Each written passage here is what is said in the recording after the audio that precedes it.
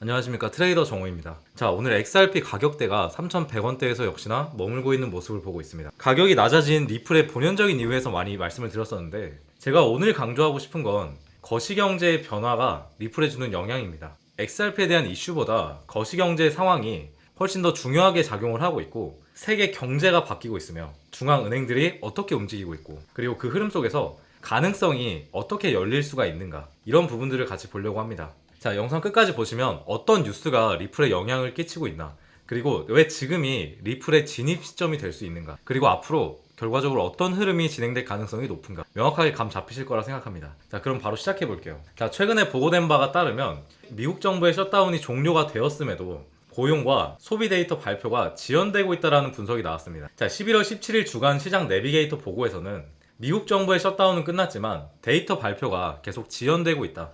비트코인은 6개월 저점까지 빠졌고 연준의 정책 불확실성이 계속 커지고 있다 라고 나왔어요. 자, 결국에 이 데이터가 안 나오면 중앙은행이 정책을 결정할 근거가 부족하다는 의미입니다. 감히 말하자면 시장이 제일 싫어하는 건 역시나 불확실성이기 때문에 이렇게 지표를 판단할 근거가 없다라고 계속 말하고 있는 부분들이 이 코인 시장의 전체적인 흐름에서 안 좋은 영향을 미치고 있는 거죠. 자, 국제적으로도 금리 인하에 대한 기대가 꺾이고 있다는 뉴스가 나오고 있습니다. 이 보고서를 보면 비트코인이 2025년 정점 대비 거의 마이너스 30%가량 빠졌고 주식 채권보다도 성과가 뒤처지고 있다 라는 분석도 나왔어요. 자, 또 다른 분석에서는 금리가 계속 높을 가능성이 존재한다. 미국이 인플레이션을 완전히 잡지 못하면 연준이 금리 인하를 당기기가 어렵다. 자, 금리가 높으면 달러가 강세를 보이고 위험자산인 암호화폐에는 역풍이 됩니다. 이건 리플뿐 아니라 지금 전체 코인 시장이 마주한 큰 구조적 변수예요. 자, 한편으론 긍정적인 뉴스도 있습니다. 자, 리플 같은 코인이 속해 있는 전체 암호화폐 생태계가 스테이블 코인 그리고 디지털 자산이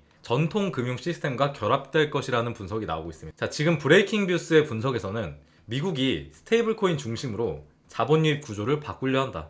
달러 기반 디지털 토큰 수요가 앞으로 3조 달러에 이를 수 있다 라는 전망이 나왔습니다. 즉 거시경제적인 환경이 마냥 나쁘다라고만은 볼 수 없다는 뜻이에요. 자, 비록 금리가 높고 시장이 불확실하더라도 디지털 자산 금융 시스템 내 역할을 강화해가는 구조 변화는 이미 진행 중이라는 겁니다. 자, 그래서 앞으로 나올 수 있는 흐름은 이거겠죠. 거시경제 변수들이 리플 같은 디지털 자산에게 변곡점을 만들어주고 있는 것은 팩트다. 자, 왜 그렇게 보는지 세 가지 이유들로 말씀드려 볼게요. 자, 금리가 높고 데이터가 불확실하면 위험자산은 눌릴 수밖에 없습니다. 하지만 이런 눌림이 기회가 될 수 있어요. 왜냐하면 기관의 자금이나 큰 손들이 진입하기 좋은 낮은 구간을 기다리기 때문이에요. 자, 리플이 지금 낮아진 가격대에 있다라고 하면, 그리고 개인들의 심리가 무너진 시점에서 지지라인이 나온다라는 거는 역시나 큰 손들이 조용히 들어올 수 있는 자리가 만들어지고 있다라는 거죠. 자, 그리고 스테이블 코인이나 디지털 토큰이 금융 시스템 안으로 들어온다라는 건 이제 투기 자산의 개념보다 금융 인프라에 대한 자산이 된다라는 뜻이에요.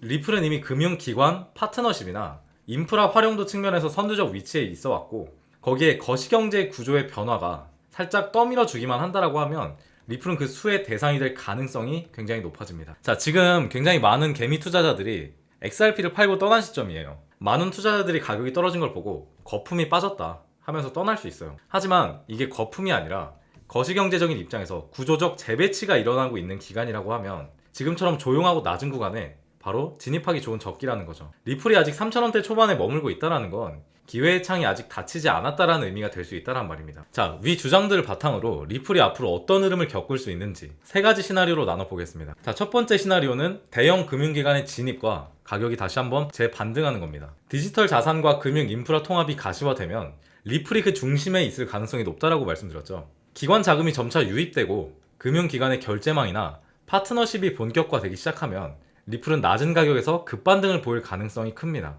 이때 목표 구간은 과거의 분석을 본다라고 하면 5달러에서 10달러 이상까지도 거론이 되고 있어요. 자, 시나리오 두 번째는 거시경제의 압박이 계속 이어진다라는 겁니다. 금리 인하가 지연되고 인플레가 꺾이지 않으면 거시경제적인 압박이 지속될 수가 있어요. 이러한 경우에 리플은 좀 더 낮은 가격대까지 눌릴 수 있고, 제가 말하는 이 준비 중이라는 기간이 길어질 수 있습니다. 그러나 이 흐름 또한 정말 장기적으로 봤을 때 나쁜 것만은 아니고 기초가 튼튼해질 수 있는 시간을 버는 구간입니다. 자, 시나리오 세 번째, 횡보 후 유입 신호. 리플이 당장에 폭등하지 못하더라도 금융 인프라에 대한 뉴스와 거시경제의 반전 신호가 나올 때까지 횡보하면서 준비할 수 있어요. 이후로 유입 신호가 나오게 되면 기다린 자가 먼저 이 수익을 벌게 됩니다. 자, 우선 차트를 집중해서 봐볼게요. 우선은 제가 판단한 부분은 이 3,300원대의 지지 라인은 이미 무너졌다라고 봐야 될 것 같습니다. 어느 정도 이탈을 길게 해주고 있고 지금 다시 한번 3,000원대에서 3,100원대에서 지지가 나오냐 안 나오냐의 문제인데 차트상으로 간단하게 보면 이 지지 라인을 어마어마한 지지 라인을 뚫어주게 되려면 이 구간에 버금가는 거래량이 나오면서 엄청난 하방 리스크를 보여야 됩니다. 그런데 지금 나오고 있는 뉴스들이 과연 그 정도의 악재일까? 그 정도의 악재일까를 생각해보면 솔직히 그렇지는 않을 거란 말이죠. 그렇기 때문에 지지라인 하단에서 버텨주는 모습이 나오고 있고 여기 구간을 버텨주는 흐름이 나왔을 때 다시 한번 폭등할 수 있는 모멘텀을 충분히 가지고 있다. 그래서 비트코인은 지금 저점이라고 판단을 하고 있고요. 비트코인이 꺾이지만 않는다고 하면 XRP는 오히려 더 날아갈 수가 있는 구조가 완성이 되는 거죠. 그렇기 때문에 이 구간 역시나 우리가 진입해보기 좋은 구간이다. 비트코인을 보든 XRP를 보든. 자, 그래서 이 구간에서 무너지지만 않는다라고 하면 다시 한번 반등을 노려볼 수 있는 기회도 있고 이 구간에서 핵심적으로 봐야 될 부분은 재료에 대한 부분입니다. 재료. 지금 XRP가 가지고 있는 재료로는 역시나 ETF 출범이 가장 큰 재료고 여기에 위해서 엮여 있는 게 사실 SEC의 승인이 나야 되는 거거든요. 그리고 SEC는 셧다운으로 인해서 심사 과정을 멈췄었습니다. 그렇기 때문에 앞으로 나올 흐름에서 셧다운은 이미 종료가 됐고 SEC가 평가만 잘 내린다라고 하면 ETF에 대한 기대감이 이루어지면서 이 구간에서 다시 한번 반등이 나올 수도 있다 라고 판단을 하고 있는 거죠. 강하게 말씀드릴게요. XRP ETF나 금리의 인하나 코인 시장의 반등이나 언젠가는 될 수밖에 없는 호재들이라는 거예요. 근데 그걸 하기에 지금 굉장히 적기인 구간이고 이 호재들이 반영이 되기 시작했을 때 XRP 가격은 다시 한번 큰 사이클에서 올라갈 수 있다. 이런 부분을 기대하고 있는 겁니다. 그렇기 때문에 지금 비트코인 그리고 코인 시장은 저점을 형성하고 있는 구간이다. 그리고 반등을 준비하는 구간이다라는 거고요. 이 구간에서 준비해야 될 부분은 역시나 매수 후 대기가 정답입니다. 그리고 XRP는 제가 좋게 말씀드리지만 한 번에 이렇게 올라가는 코인이 아니에요. 전반적인 사이클을 먹어야 우리가 정말 코인 시장의 졸업이라는 키워드가 가까워질 수 있는 건데 그래서 천천히 올라가게 될 겁니다. 장기적인 우상향의 느낌은. 그렇기 때문에 지금 또 하면 좋을 부분은 이렇게 코인 시장이 밑으로 저점까지 다가왔을 때 그리고 비트코인의 반등이 나오기 시작할 때 급격하게 올라줄 수 있는 코인도 같이 매수를 해놓으면 좋다 이 말씀 드립니다. 자, 지금부터는 그 부분에 대해서 말씀드려 보도록 할 거고요. 자, 우선은 9월 5일에 네이버와 두나무가 지분 교환을 한다라는 소식이 전해졌습니다. 자, 두나무는 여러분들 잘 아시다시피 업비트를 보유하고 있는 한국 회사입니다. 자세한 내용을 살펴보면 두나무 측에서 밝히길 내달 하순쯤 11월 말쯤에 네이버와 포괄적 주식 교환 등을 논의할 예정이다.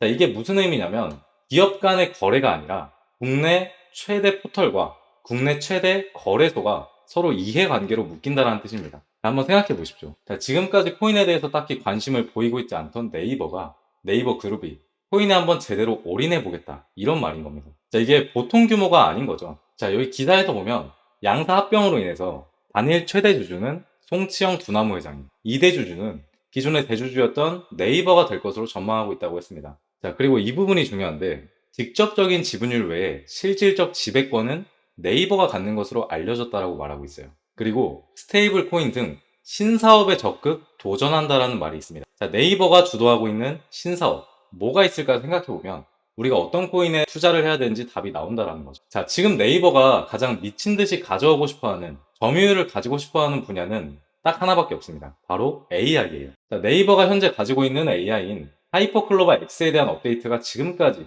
계속해서 기사가 나오고 있습니다. 그럴 만큼 지금 네이버는 AI 산업을 점유하기 위해서 부지런히 움직이고 있다는 거고요.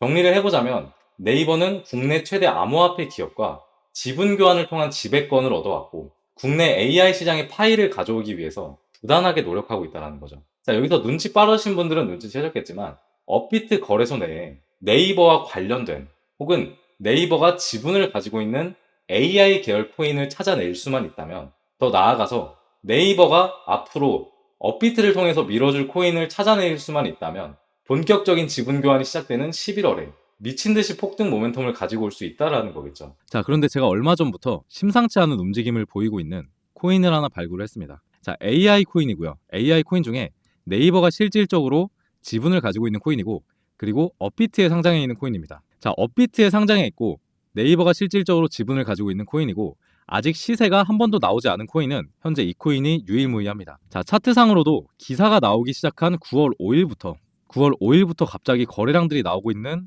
흐름이 보이고 있어요. 자, 최근에는 그리고 갑자기 역대급 거래량이 두 번이나 들어왔고요. 계속 저점에서 모아가려는 움직임을 보이고 있습니다. 자, 뭔가 이상하죠? 한동안은 거래량이 그렇게 많이 들어오고 있는 코인이 아니었는데 기사가 나오기 시작한 날부터 갑자기 매집이 들어오고 있고, 그리고 여기 보시면 이상하리만큼 개미 털기가 좀 빨리 진행이 됐습니다. 자, 이 부분을 주목해서 보시면 좋을 것 같은데, 역대급 거래량이 들어온 뒤에 다시 한번 빼버리고, 그리고 다시 올리고 빼버리고, 그리고 다시 한번 밑으로 굉장히 많이 뺀 이후에 그 전의 거래량을 넘어서는 거래량이 등장을 했어요. 개미털기랑 매집이 굉장히 빠르게 이어졌다라는 겁니다. 자, 이때가 9월이에요. 근데 한 달 만에 코인이 이 정도의 거래량이 들어왔는데 커다란 시세를 만들고 있지 않다라는 것 자체가 말이 안 되는 거고, 이렇게 빨리 나온다라는 것 자체가 우리한테는 시간이 없다, 지지부진하게 횡보시켜서 개미들을 떨굴 생각이 없다, 우리는 좀 급하다. 자, 그리고 역시나 전반적인 흐름에서 한 번도 시세가 나온 적이 없는 코인이고 계속해서 매집만 하는 흐름을 보여주고 있습니다. 자, 그만큼 시세가 나오게 되었을 때 정말 앞으로 상상도 할 수 없을 만큼